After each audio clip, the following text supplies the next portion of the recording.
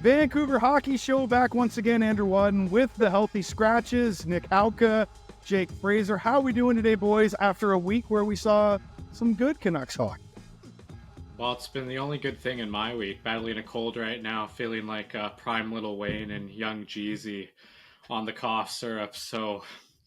But they've gotten me through 2 big wins. So feeling good about that. Yeah, definitely feeling good. Excited for what's to come in the next few games here. Is that the scissor that you're sipping on there, Nick? Not quite. No, I don't not think quite. DayQuil has any codeine in it. But Gotcha. In this case, it's actually solving your cold as opposed to just getting you high, right? yes. So last time we talked to the audience, guys, the Canucks had 2 more games left on the road trip. They were headed into Philadelphia and then into Chicago, and then they swept it through there. Saw some good hockey, I feel, at least from the Canucks. I don't know if you guys maybe have something else to say. Now, of course, Chicago isn't, going to be winning any Stanley Cups anytime soon, nor are the Philadelphia Flyers. But let's start in Philly. Kevin Lankinen, 3-0 shutout. He gets his first shutout as a Canuck. Kiefer Sherwood pots his first goal as a Canuck. Just some positives there, but as you'll notice, I didn't say anything really about the big boys. It's the sort of depth guys that have taken control for the Canucks. I mean, that's got to be a good thing, obviously, but as we go on in this pod, I think it's going to be a concern that we're definitely going to bring up. Absolutely. I think all of our depth guys that we brought in the offseason, including Lankinen, have been everything we've asked for through 6 games. I really like Sherwood's game. He's continually just been a pest on the puck. He's contributing and scoring now, too, just making life difficult. Lankinen has been great. That shutout in Philly, he was awesome. Even though he let in 2 against Chicago, he made some great saves, especially a couple on Bedard in the high slot. Heinen has been really good on the forecheck and has chipped in, getting points as well.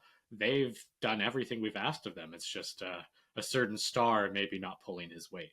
Yeah, you mentioned Sherwood and Heinen there. I really loved what I saw from that line with Sherwood, Heinen, and Teddy Bluger down the middle there. They're playing so well. I'm wondering if they can maybe be that Garland, Joshua, Bluger line from last year. Just get in on forechecks, score it from the bottom 6. I really liked what I've seen there.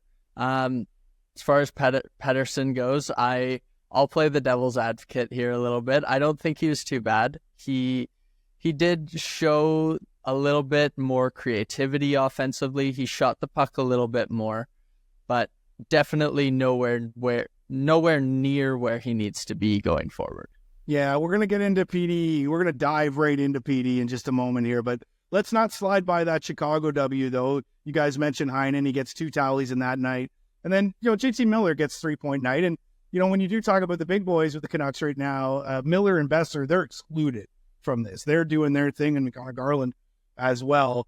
And then Lankinen gets his 3rd straight start and win there. So as they've come out of the road trip, guys, do you feel like the Canucks are at a spot where, they can be happy about their game right now? Or do you still think that there's, room for improvement? Because as I stated, Philadelphia, Chicago, they're not going to be hoisting the Stanley Cup this year, neither of them. And that's a hot take that you can take to the bank right there.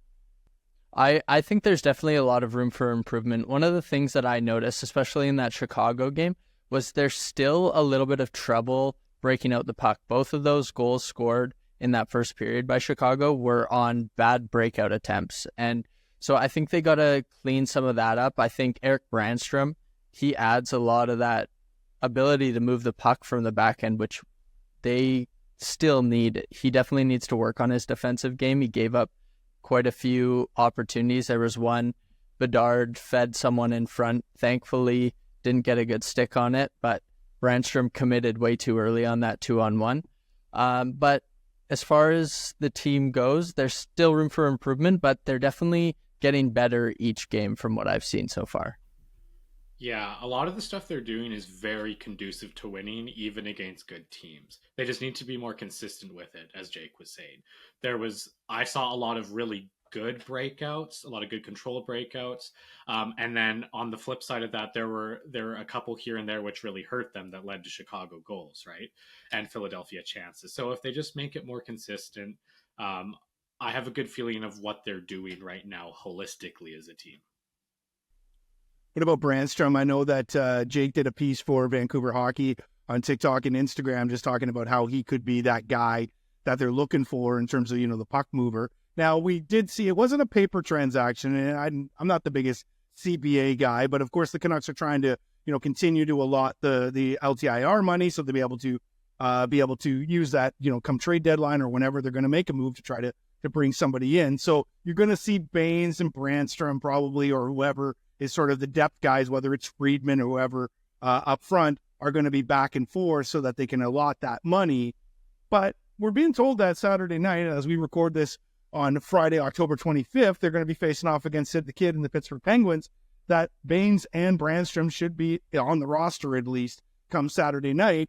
Do you guys expect, and I'll start with you, Nick, because I think I know where Jake's going to go, but do you expect Brandstrom to be in the lineup? And we're going to play a little game little later on called Take It or Leave It, but let me give you one right now. Would you take 40 games from Erik Brandstrom this year, or would you leave it? I'd take it 100%. I've really liked a lot of what he's done. I think in his own zone in the first couple games that he played, I noticed a lot of times him kind of puck watching and losing his guy in front of the net. I think against Chicago, I was really keen in on him to watch. I thought he got a lot better with it, and there was a lot less of that. I love his game in the offensive zone too. He's so quick to move the puck. I see him make cross-seam passes with ease, and he actually set up Pettersson a couple times that I saw, and he's just so decisive with the puck, and that's something we're really lacking on our blue line other than Hughes and Hronek, right? So I think it gives us great depth there. And there was that one play against Chicago where he kind of threw a little softy up the middle that got intercepted on a breakout, but other than that, I think his game has been super solid, and he really adds something to our bottom two D pairs. Yeah, I don't even think it's just the puck moving ability. It's the skating ability too. He has so much speed, and I mean, Desharnais, not nearly the fastest guy on the ice. He adds something to that pairing that's really needed. He's able to get back when he does make those mistakes. I really like the player. I'm definitely taking 40 games. Yeah, especially but, like with well, I was going to say, if you take those 40 games, like you could, I mean, 40 would be where you'd stop. I'm talking about, do you think he could play more? Like, would you leave it if you think he could play more? I think it depends on how proactive the management group is. I think last year, obviously, they brought in Zadorov and Lindholm a lot earlier than most teams were making these deadline additions or acquisitions, whatever you want to call it. But I think with how proactive management is, I'm going to say he ends up right around 40 games. I'm not going to say he ends up playing a lot more than that, because they will look to add a top four defenseman that can move the puck, that can skate. Maybe not better than him, but can at least play defensively better than him, adds more to the group. So I'm going to leave it at around 40 games.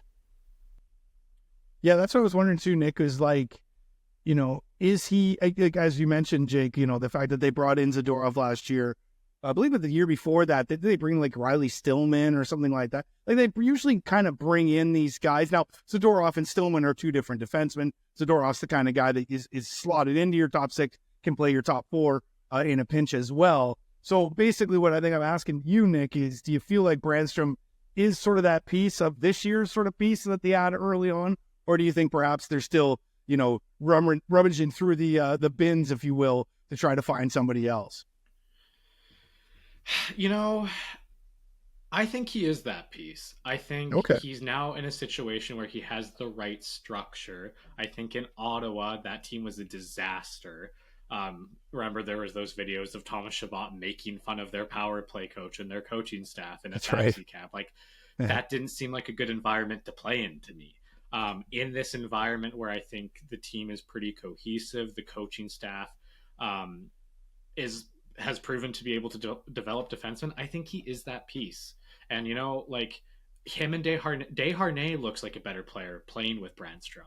My girl Paula Abdul said opposites attract. They have opposite playing styles, and they really feed off of each other, which I like. Oh, boy. You're digging into my wheelhouse. This is when I was younger. I mean, what do you know about Paula Abdul? Come on now. All right, so they finished off the road trip 3-1-0. A positive road trip, really, if you think about it, especially the way things started. Didn't love that game in Tampa, and they were able to go into Florida, get that dub, and then follow it up against some lesser houses of the league where you kind of had to pick up those points. So a good on the Canucks, but I think I agree with both of you guys. Like, yeah, there's definitely some positives going on here right now with the Vancouver Canucks, but they're not where I think they want to be just yet. And still lots of, road to go and a big week ahead, which we'll get to momentarily. Elias Pettersson is the talking point in the city right now. It's been since the start of the year. Everybody's wondering, when's EP40 going to get his game going? Now, there are the apologists out there that'll say, listen, no, he's doing the good things. He's doing those little things. Guys, this is not Louis Eriksson. And to harken back to the late, great, and my buddy Jason Botchford, who called Louis the little things, right? He does the little things well. That was great for Louis Eriksson, especially since they had already reserved the fact that he was never going to play up to that contract. This is a different Swede. This is Elias Pettersson. This is, I don't know, you want to call him the savior? I don't know if that's the right word for it, but this is one of the best players to join the franchise in years. He is on pace, guys, for 41 points this year. 3 points in 6 games, 0 goals, and this isn't a sample size now. Like a small sample size, that is. This is a large sample size. This is the guy that has gone now over 30 games without a 5-on-5 goal. You got to go back to early March for that. 34 points over his last 53 games. This is not Elias Pettersson. Jake, tell me how Petey is going to turn things around. Is he going to just catch fire and get on a heater? Is it just puck luck right now, or is it bigger than that? It's got to be bigger than that. It's got to be a confidence thing. I noticed in the Farhan interview, we were discussing this a little bit earlier today. He said something about how Garland and Höglander are great to play with, but they're the ones getting in the corners and being first on the forecheck, battling for pucks, and then setting him up. I kind of thought that was a weird answer. I don't really want to hear that from my star player. Like, you need 2 guys that are supposed to be worse than you, setting you up. He needs to drive play. He needs to figure this out and start driving play and start just attacking the net. He's so good on the forecheck. When he's at his best, he's hard on pucks. He gets in on the forecheck. He creates from below the circles. He's not this guy that just floats around the slot and tries to find open space and get set up by other guys. He's got to reset his mentality and figure it out. Yeah, but Nick, we've seen this before, and I want to read one of the quotes because you talked about, it wasn't just a Farhan interview, by the way. It was just a scrum after practice, but the Canucks are so scared of any sort of, just politics or bullshit or whatever. They don't even post it up. So it takes Farhan to post it up. So I think some people thought maybe it was, a one-on-one or whatever. But Petey said this when he was talking about, his struggles. You can look at the stats and say, I stink, but I feel like I've been better. Like, come on, dude. You're not the victim here, right? Like, you have to produce better. Yes, we're going to look at the stats. You make $11.6 million. You are the 5th highest, I believe that's correct, the 5th highest paid player in the NHL. You can't just sit there and go, well, the chances are coming, but I'm not burying. No, that's not going to fly. And when we've seen the sample size we've seen now, like 34 points in 53 games, yeah, that's pretty good if you're Connor freaking Garland. Making 4 and change, but you're not. This is Elias Pettersson. Nick, what the hell? Yeah, that's a very ignorant answer. It seems like he's pretty aware of the situation that he's in.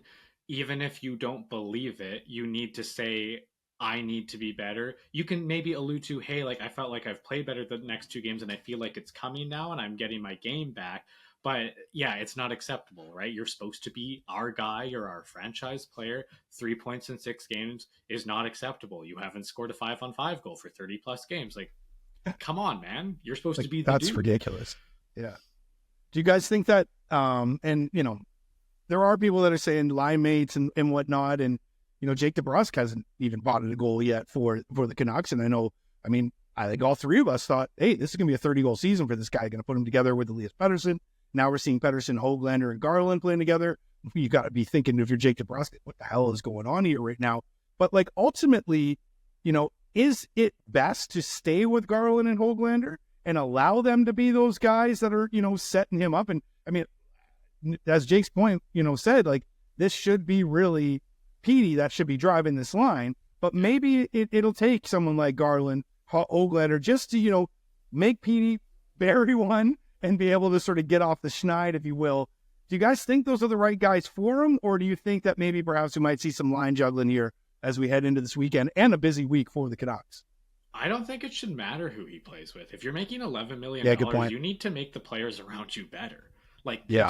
It's bar none. Whenever you see a star player in the NHL, you see them elevate players. Think of like Joe Thornton back in 06-07 making Jonathan Cheechoo get 50 goals. What did he do after that? Nothing. Think of the Sedin twins with Anson Carter as a Canucks example. Although don't tell Anson Carter that. He doesn't want to hear any of that shit. Well, I mean, right? I know he thinks he made the Sedin twins, but I look at the stats, man. Let's be real. That's pretty delusional, if you ask me. Yeah. So you need to be the guy. You need to make everyone around you better. It's one thing if you're setting up Ilya Mikheyev and on 2-on-1s he's shooting the puck into the goalie's chest like a peewee hockey player. That's one thing. I'll give him that. Sure. I understand. Yeah. But when you're not doing anything to dictate play, that's a problem.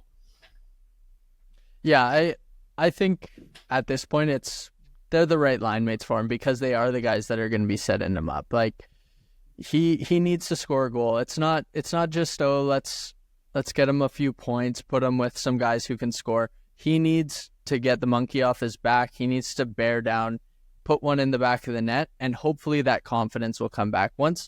I've gone droughts back in my days of playing where I couldn't score, and it sucks and you lose all confidence. But once you get that first one back in, it's like you take your game to another level. So he just needs to get one in 5-on-5 preferably, and hopefully the floodgates will open after that. Practice on Wednesday, him and JT Miller get into a scuffle. Now, we've seen this stuff happen before, many times in NHL practices, probably happens weekly really around the league, but there has been some friction between Pettersson and Miller over the years, and Miller acknowledged it as well this week, saying, yeah, like, we're not BFFs, but, our relationship has gone a long way. And I'm paraphrasing for Miller as well. We asked the people on our socials, like, is this anything, or is this just, two teammates in a battle drill? So I'll ask you guys, because the people on our socials, it was overwhelming that they're like, no, guys, this is nothing. It's just a battle drill, their frustration, yada, yada. So I ask you guys, what do you think? Is this something that we should be concerned about? Or is it just, two alpha dogs sort of button heads? And, Miller apparently said that, to quote him, said Petey was being a baby. Yeah, like, whenever you're talking about competitive pro athletes, even if it's a player that's getting a lot of flack for not being that way, like Pettersson a little bit in our market and other players that are perceived as not that guy, to get to this point, compared to the average person, you have so much more competitiveness and so much more drive, typically, sure. Right? So yeah. This is bound to happen. You've seen this around the league. There's been fights in practice. A couple times we've seen on social media. It just happens, right? When you're this hyper competitive alpha guy, like, you're going to get into battles with people, and there's going to be a little bit of bad blood, especially if you don't kind of see eye to eye, but you shake it off. It happens, right? One of the great things about hockey and any sport is you get so many different personalities into a room, and they kind of offset each other, and you kind of have to find a way to work with each other to create a good locker room culture. And that's kind of what you see with JT and Elias. Elias is a very kind of guarded, kind of low-key player, and then JT is a very in-your-face guy, right? So It's bound to happen. I wouldn't draw too much into it.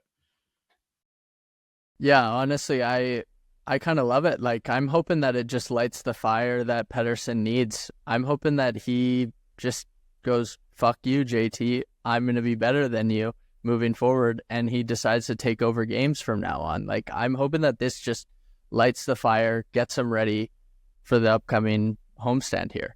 All right, guys, I want to play a little game with you here before we get into the week ahead for the Canucks. So we're calling it Take It or Leave It. So basically, I'll pose a situation, a scenario, a number, whatever. You guys tell me whether you take it because you think, oh, man, he's not going to get any better than that. Or if you leave it because you think that, you know what, no, that's not enough.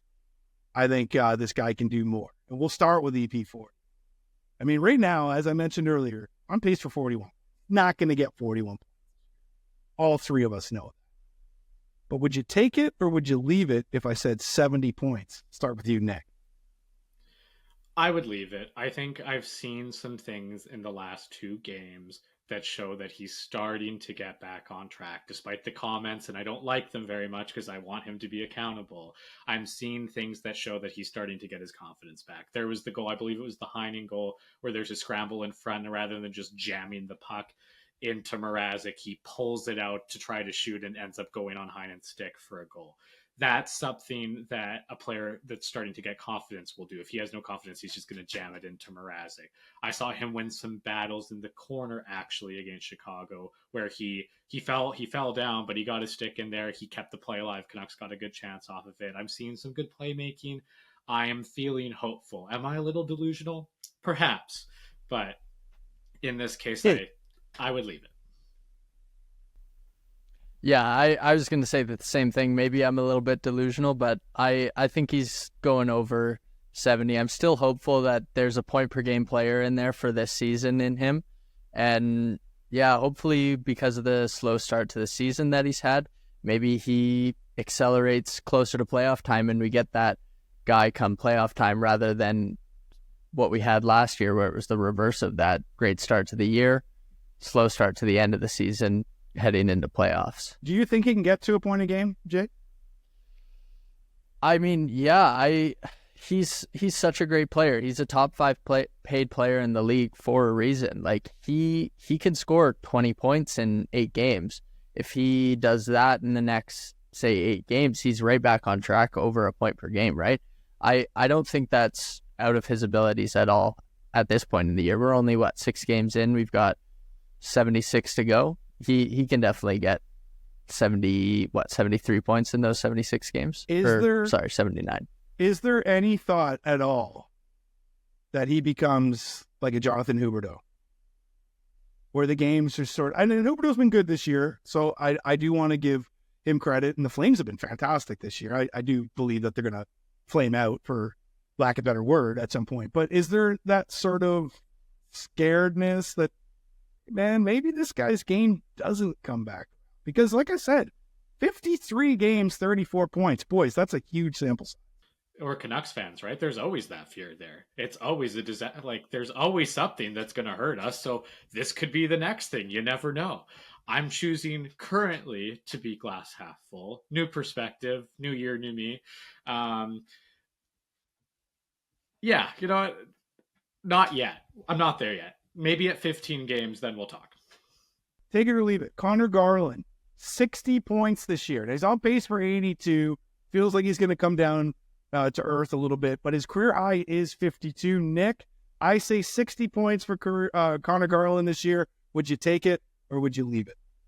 I'm taking that. I think because he hasn't really solidified himself in the top 6. I think in the perfect world, he's on the third line, not getting quite as many minutes, and he's kind of that energy guy that's chipping in the bottom 6. So I can't see him getting much more than that, but that doesn't take down his value at all. He's still one of our most valuable players. I want to know, just curious, Nick, like, what do you think? You say he hasn't solidified himself in the top 6. I definitely don't disagree, but I'm wondering, like, who fits into that top 6 instead of him? Because we've seen, like, I don't really like what they've done with Daniel Sprong so far. I think he worked hard in the Philly game. I think he played well enough. He should have played in that Chicago game. But I kind of wonder if Connor Garland has solidified himself in that top 6, and I don't think 60 points is out of the question for the guy. Yeah, well, if they do that, I could definitely see it, no problem. I think a big issue for us last year was secondary scoring, especially in the playoffs when our stars weren't contributing very much, right? So I think that's why he's so important in that role. Yeah, I 100% agree with that. But I don't know. I feel like 60 points is doable for the guy. I think he's a top 6 guy on this team right now. And I don't know if that's going to change. He's a top 6 guy, right? And there's others that are praising Nils Höglander right now, including the head coach. The two-way game is really coming together. You know, even line mates are saying, like, listen, like Garland was praising him the other day, saying this guy's, you know, found a different gear, especially when it comes to his defensive game. So there's a lot of people that love Höglander up there.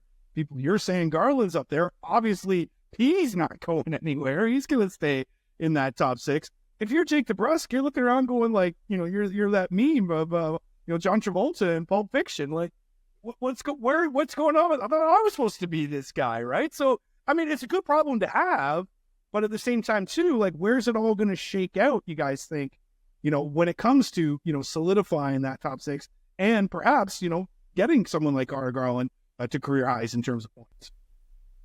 I really like what I've seen from DeBrusk, Miller, and Pettersson. I think that line could really work as the new top line, and then having that Höglander, Garland, Pettersson line, and then, like I was saying earlier, like that Heinen, Luger, Sherwood line has been really good, and I think they can provide some of that secondary scoring. And then once Joshua's back, like he'll be able to slot in somewhere in that bottom 6 and also be able to provide that secondary scoring. So I think you can leave Garland in that top 6 and he can be a really successful player for the team. What about Sprong, guys? Like, I mean, you're the head of the fan club there, Jake. Like, yeah, you know, like, does he end up becoming a trade chip at some point, you think? I feel like at this point, and from what I've seen from the coaching staff, they don't have any trust in him. Like, I don't want to bail on my prediction only 6 games into the year, but I'm definitely worried about it already. Yeah, I don't see how he really fits in at the moment. Like, not a fourth line guy, right? Not a fourth line guy. Like, you know, too much skill to be on the fourth line, not enough defensive prowess as well, right? So yeah, exactly. All right, let's keep it rolling though here. So we talked about DeBrusk, and you know, maybe this will help DeBrusk. Take it or leave it. DeBrusk, 20 goals. He's got 0 goals in 6 games. He's on pace for 0 goals this year. What do you think, Nick? I'm gonna leave that. I think I really like the way he's playing. I think he's doing a lot of things I want to see Pettersson do. I think he's dictating play on his own. I think he's driving play.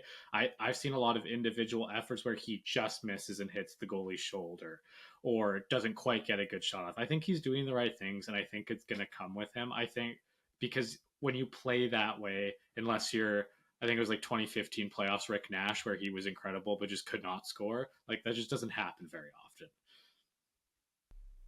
Yeah, I agree. I think DeBrusk is a lock at over 20 goals. I don't have any concern about the way he's played. He's been 6 games, no goals. This guy's going a lock already. Really? Okay. I mean, what's his career high? Like 27, something like that? Let's see. I believe it's 27. But I don't know. 27. You know, I mean, I'm sure the chances are coming and whatnot. But I mean, okay. How about this one? Like, would you guys take 30 this year, or would you leave? Yeah. No, I wouldn't. All 3 of us were like, oh, yeah, 30 goals. Book it. It's a lock at the start of the year. Yeah. And now it seems like, you know, we're quibbling whether he's going to be able to get 20. So I don't know if I'm taking the 20 goals right now. I need to see a heck of a lot more from Jake DeBrusk. Not happy with what I've seen early on, the early returns. But you guys are right. Like, if he ends up being able to play with Miller and Besser, at that point, you know, opportunity is going to come. But hey, if you're, you know, Danton Heinen or even Daniel Sprong or, you know, someone else that wants to play up the lineup as well, you know, I mean, and also too, like, we're not even really slotted in Dakota Joshua right now, right? Because you got to figure that he's going to be somewhere. So again, these are good problems to have if you have depth, but at the same time too, you know, with the ticket that you're paying DeBrusk right now, I mean, 20 goals has got to be the absolute bare minimum, right? For sure. All right, so let's take a look ahead at the week here. And as I mentioned, we're recording this on a Friday night, so you guys are probably listening to it sometime on Saturday or perhaps even after the Penguins game. But the Pittsburgh Penguins are in town. Always a great time when Sid the Kid comes back to Rogers Arena. I mean, this is not, you know, the Penguins of old, but it's still exciting. And it's also a big week for the Canucks. If you look at the opponents, you know, you got Pittsburgh, you got Carolina, you got New Jersey. tons of star power. 3 teams that the Canuck fans only get to see once a year here in Vancouver. Starting with Pittsburgh, though, guys, it feels like this is one of those games where you got to continue to roll, got to get those 2 points and, sort of see what you get when it comes to the tougher teams like Carolina or New Jersey. What are your thoughts on the week ahead? I'm looking forward to it. I'm looking forward to the Devils game. It's always nice to see the Hughes brothers play up against each other. And of course, I got the Crosby jersey behind me, Canadian icon. Always fun when he comes into town. But yeah, the Pittsburgh game, I think that's a must win. You've got to win these games against the Eastern Conference teams at home. Like, you've got to get those 2 points because those matter a lot. Those are the difference makers when you're got the head-to-head at the end of the season. You're going up against the Oilers. Oh, well, we lost to the Flyers earlier in the year. That one could hurt us on the back end. But yeah, I think Pittsburgh, their goaltending is pretty mediocre, defensively mediocre. You just got to be able to shut down that Malkin-Crosby duo, and you should be able to roll through them. Nick, is 4 points out of 6 a good week for the Canucks? I would say 4 points out of 6 is a good week. I mean, the Penguins are in cap hell and have no depth. That's a game the Canucks absolutely need to win. There's no question about it. And then the next 2 games, this is going to be a really good test to see where we are at this point in the year. Can we compete with true contenders? And always good to see Jacob Markstrom coming back to town. You mentioned the Hughes bros, and looks like both of them will be here as well. So going to be a fun week at Rogers Arena. Saturday against Pittsburgh, Monday against Carolina. A lot of star power with the Hurricanes as well. And then, of course, the Devils in Town Hall. Wednesday, we'll talk to you guys again next Friday. They are the Healthy Scratches. I'm Andrew Wadden. Thanks for listening, everybody. Talk to you again next week.